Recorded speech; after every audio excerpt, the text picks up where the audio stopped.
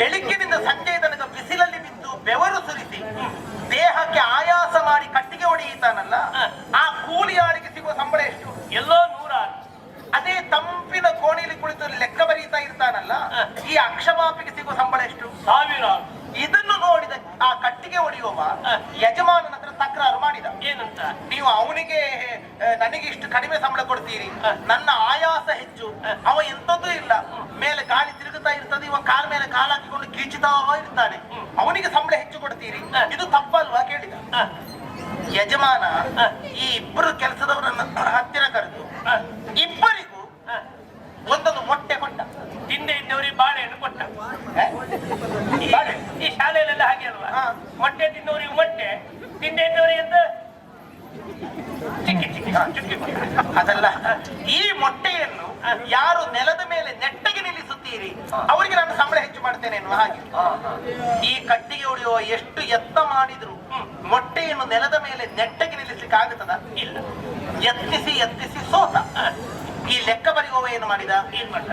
ತನ್ನ ಕೈಯ ಬೆರಳಲ್ಲಿರುವ ಉಂಗುರವನ್ನ ತೆಗೆದ, ನೆಲದ ಮೇಲೆ ಇಟ್ಟ, ಆ ಉಂಗುರದ ಮೇಲೆ ಮೊಟ್ಟೆಯನ್ನು ನೆಟ್ಟಗೆ ನಿಲ್ಲಿಸಿಟ್ಟ. ಆಗ ಯಜಮಾನ ಹೇಳಿದ, ಏನು ನೋಡಿ, ಇವನಿಗೆ ಹೆಚ್ಚಿಗೆ ಸಂಬಳ ಕೊಡುವುದು ಈ ಕಾರಣಕ್ಕೆ, ಎಂತ ಕಠಿಣವಾದ ಕೆಲಸವಾದರೂ ಬುದ್ಧಿ ಉಪಯೋಗಿಸಿಕೊಂಡು ತಕ್ಷಣದಲ್ಲಿ ಸುಲಭವಾಗಿಸುತ್ತಾನೆ. ನೀನು ಸುಮ್ಮನೆ ಸಮಯ ಹಾಳು ಮಾಡುತ್ತಿ ದುಡಿಯುತ್ತಿ ಬಿಟ್ಟರೆ ಇದರಿಂದ ಏನು ಪ್ರಯೋಜನ ಇಲ್ಲ. ಹಾಗಾಗಿ ಹೆಚ್ಚಿಗೆ ಸಂಪಾದನೆ ಆಗಬೇಕಾ, ಬುದ್ಧಿ ಉಪಯೋಗಿಸಿಕೊಂಡು ಕೆಲಸ ಮಾಡಬೇಕು. ಈಗ ನನಗೆ ಅರ್ಥ ಆಯ್ತು. ಏನು? ಯಜಮಾನ್ರು ಯಾರಿಗೆ ಹೆಚ್ಚಿಗೆ ಸಂಬಳ ಕೊಡುದು ಅಂತ ಈಗ ನನಗೆ ಗೊತ್ತಾಯ್ತು. ದೀಪ ದೀಪ ದೀಪ ದೀಪ ದೀಪ ಕಲೆ. ಇದು ಇಬ್ಬರದ್ದು ಶೈಲಿ ಒಂದೇ, ಉದ್ಯೋಗ ಮಾತ್ರ ಬೇರೆ ಬೇರೆ. ನಿಂದೆಗೆ ನಂದ ಅಮ್ಮ ತಾಯೇ ನಿಂದೆಗ ದೀಪ ದೀಪ ದೀಪ ದೀಪ. ಏನೇ ಇರ್ಲಿ, ಆ ರೀತಿ ನೋಡಿದ್ರೆ ಈಗ ಬಂದವನದ್ದಿರ್ಲಿ, ಹಿಂದೆ ಕೂತವರದಿರ್ಲಿ, ನಮ್ಮಲ್ಲಿ ಸ್ವರಕ್ಕೊಂದು ಏನು ಕೊರತೆ ಇಲ್ಲ.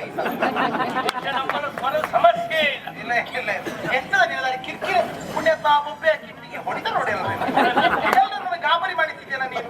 ಅಕ್ಕ, ಅಣ್ಣ, ನೀವೆಷ್ಟು ಒಳ್ಳೆಯವರು. ನೀವು ನನ್ನನ್ನು ಕರ್ದ್ರಿ ಏನು ಎತ್ತ ಅಂತ ವಿಚಾರಿಸಿದ್ರಿ.